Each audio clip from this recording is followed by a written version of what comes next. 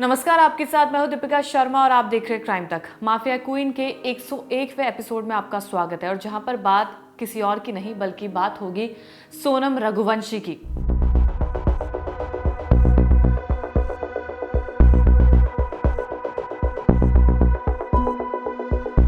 इस मामले में लगातार कई कंफ्यूजन चल रही थी कि क्या सच में राजा रघुवंशी यानी कि जो उनके पति हैं, उनकी हत्या के पीछे उनकी पत्नी सोनम रघुवंशी का हाथ है। इस मामले को लेकर काफी ज्यादा अटकलें लगाई जा रही थी, लेकिन जब सच्चाई का खुलासा हुआ, जब सच सामने आया, तो सच मानिए ये एक ऐसा केस था जिसे सुनकर मैं भी हैरान हुई थी। क्योंकि इसका सच ये था कि अपने पति की हत्या के पीछे, जिसकी शादी कुछ दिन पहले ही हुई थी, उसकी हत्या कर दी गई सोनम रघुवंशी ने। और किसके लिए? उस राज के लिए, वो जो उसके पापा के ऑफिस में काम करता था। एक वर्कर, एक नौकर, जहां पर जी दीदी करके वो बोला करता था, और उसी के लिए उसने राजा रघुवंशी की हत्या कर दी।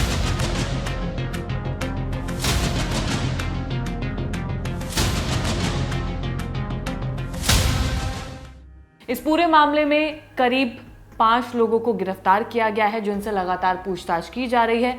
एसआईटी भी पूछताछ करेगी और इन तमाम सवालों के जवाब मांगे जाएंगे सोनम रघुवंशी से, राज कुशवाहा से। सवाल सबसे बड़ा यही होगा कि सोनम रघुवंशी ने राजा को क्यों मारा था। इस पूरे मामले में कई सारी चीजें हैं जो मैं आज आपको बताऊंगी। तो सबसे पहले शुरुआत करेंगे प्लान्स की। तो सोनम रघुवंशी ने राज के साथ मिलकर सिर्फ एक प्लान नहीं बनाया था, बल्कि कई प्लान बनाए गए थे। प्लान ये भी था कि सोनम अपने घर से गायब हो जाएगी और फिर घर वालों को ये लगेगा कि वो नदी में बह गई है और घर वाले उसे ढूंढेंगे नहीं, और फिर वो अपने प्रेमी राज के साथ रह सकेगी। प्लान दूसरा ये होगा कि अगर घर वाले जबरदस्ती शादी कराएंगे तो जिससे भी शादी होगी उस पति को रास्ते से हटा दिया जाएगा। तो जो सोनम को और राज को सही लगा वो ये लगा कि जिससे सोनम की शादी हुई है उसे रास्ते से हटा दिया जाएगा, यानी कि राजा रघुवंशी की हत्या कर दी जाएगी। जब ये खबर राजा रघुवंशी की माँ को मिलती है, उसके भाई को मिलती है, उसकी भाभी को मिलती है, तो सोचिए उनके लिए कितना खतरनाक होगा ये सुनना कि जिस बच्चे की शादी उन्होंने अभी कुछ दिन पहले ही की है, उसके साथ उसकी ही पत्नी ने इतना बड़ा कांड कर दिया। वो पत्नी जो अपनी माँ को, सासू माँ को फ़ोन करके ये बता रही थी कि हम अपने हनीमून पर हैं, हम खुश हैं, हम मज़े कर रहे हैं, हम घूमने जा रहे हैं। घर वालों को तो ये लग रहा था कि वो अपनी पत्नी के साथ खुश है, मज़े कर रहा है, घर वापस आएंगे तो जीवन का जो चक्र है वो आगे बढ़ेगा। लेकिन वहाँ पर कुछ ऐसा हुआ जिसके बाद से हम सभी काफ़ी ज़्यादा हैरान हैं। तो अगर इस खूनी साजिश की पूरी कहानी की बात करें तो राजा रघुवंशी से शादी करने के बाद सोनम इस तरह राजा को मारना चाहेगी, इस तरह उसकी हत्या करना चाहेगी, ये किसी ने भी नहीं सोचा था। लेकिन सोनम शादी जब तय हुई थी उससे पहले ये सब कुछ तय कर चुकी थी राज कुशवाहा के साथ मिलकर। इसे लेकर उसने राज कुशवाहा के साथ लंबी प्लानिंग की और गूगल पर कई तरीके भी ढूंढे, अलग अलग जगहों के बारे में पढ़ा, और फिर सोनम ने राज ने ये तय किया कि राजा रघुवंशी का वो कत्ल नहीं करेंगे बल्कि उसे एक सेल्फी मौत देंगे। और इसी सेल्फी मौत के लिए सोनम ने गूगल के जरिए मेघालय के बारे में जाना और फिर सोनम राजा को हनीमून के लिए मेघालय लेकर जाती है। और ये लोग मेघालय इसलिए चूज़ करते हैं, सोनम इस जगह को इसलिए चूज़ करती है क्योंकि वो बहुत ही ज़्यादा डेंस जगह है, पहाड़ हैं, बड़े पेड़ हैं, बारिश वहाँ पर होती है, तो ऐसे में किसी भी बॉडी को ढूंढ पाना मुश्किल हो जाता है। लेकिन वहाँ पर जो मेघालय की रेस्क्यू टीम थी, मेघालय की जो पुलिस थी, उन्होंने इतना तेज़ी से काम किया और राजा रघुवंशी की बॉडी को ढूंढ निकाला। हालांकि उस वक्त तो बात ये भी चल रही थी कि सोनम रघुवंशी लापता है, उनको भी ढूंढने का प्रोसेस चल रहा था, लेकिन क्या पता था कि सोनम रघुवंशी राजा रघुवंशी की हत्या करके फरार हो गई है, जो कि गाजीपुर लौटती है और गाजीपुर में आत्मसमर्पण करती है पुलिस के बाद, जहां पर इस पूरी केस का खुलासा होता है। और सोनम ने भी खुद कई चीजें एक्सेप्ट की है।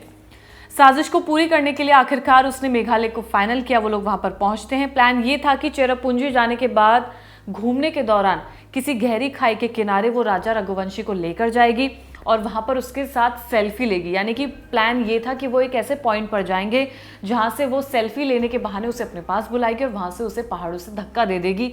ये प्लान के तहत था सोनम रघुवंशी के। सेल्फी लेते हुए देश भर में कई हादसे में कई लोगों की जान जा चुकी है।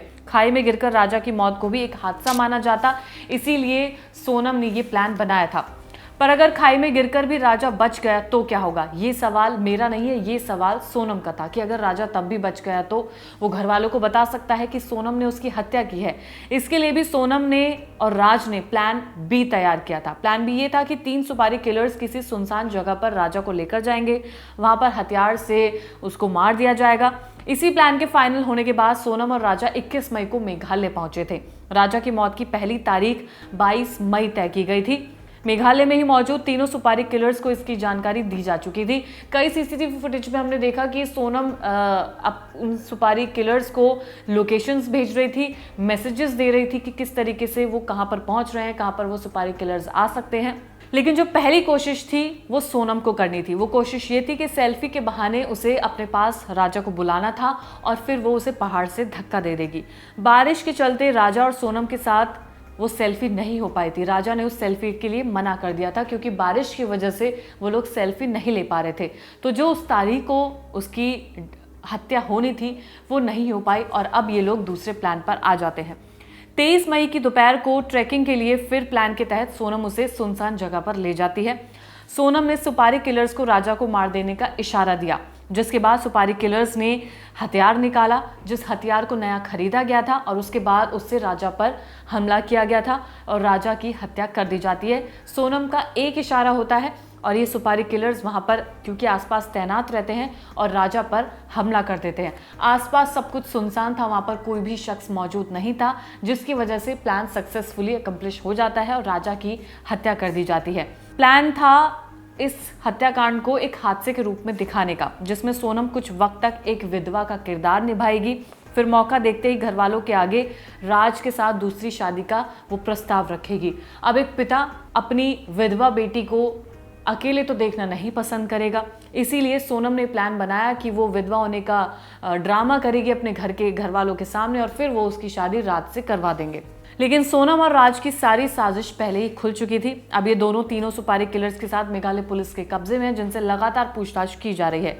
मेघालय पुलिस ने बताया कि राजा के कत्ल में शामिल 5 आरोपियों के खिलाफ टेक्निकल, फॉरेंसिक, सर्कमस्टेंशियल एविडेंस समेत ऐसे तमाम सबूत हैं जो कोर्ट में पेश किए जाएंगे, जिनसे ये साबित होगा कि इन राजा रघुवंशी की हत्या इन तमाम लोगों ने मिलकर की है।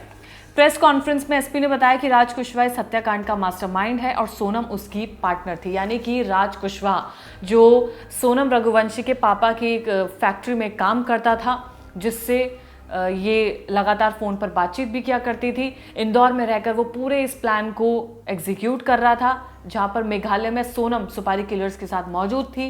इंदौर से ये राज कुशवाहा फ़ोन पर बातचीत कर रहा था और इस पूरे हत्याकांड को अंजाम दिया गया था।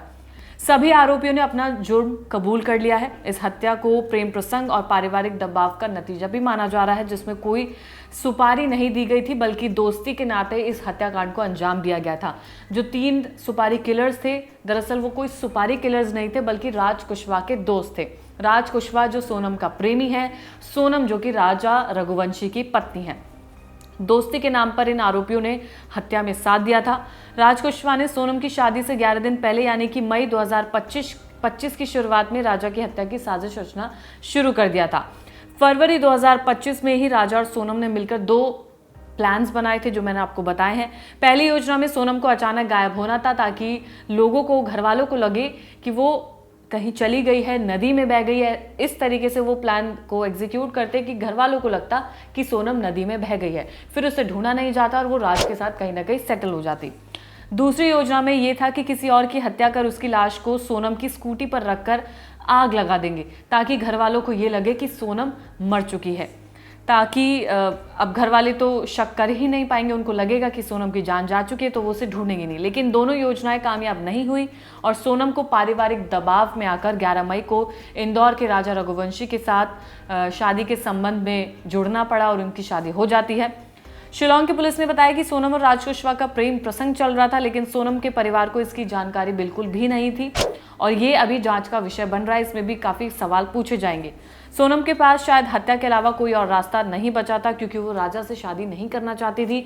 राजा के साथ वो खुश नहीं थी, ऐसा उसने अपने प्रेमी राज कुशवाहा को बताया था। जो चैट्स भी सामने आई थी उसमें ये देखा गया कि वो ये बता रही थी कि वो राजा के साथ नहीं रहना चाहती। जब वो उसके पास आता है तो उसे परेशानी होती है, उसे नहीं पसंद।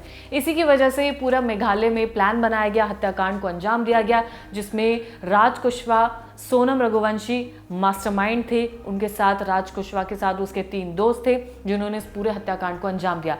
फिलहाल पुलिस तमाम सवालों के जवाब सोनम से भी पूछताछ कर रही है, लेकिन जो उन्होंने कबूल कर लिया है वो ये है कि राजा रघुवंशी की हत्या के पीछे इन 5 लोगों का हाथ था। फिलहाल माफिया क्वीन के इस एपिसोड में इतना ही। जितने भी अपडेट सोनम से लेकर आ रहे हैं वो क्राइम तक आपको लगातार दे रहा है। अगर कोई कहानी आप जानते हैं ऐसे फीमेल क्रिमिनल्स की तो कमेंट सेक्शन में जरूर बताएगा। सोनम रघुवंशी की पूरी कहानी मैंने आपको बताई है। इसके जुड़े जितने भी अपडेट्स होंगे वो आगे आपको हम देते रहेंगे। धन्यवाद।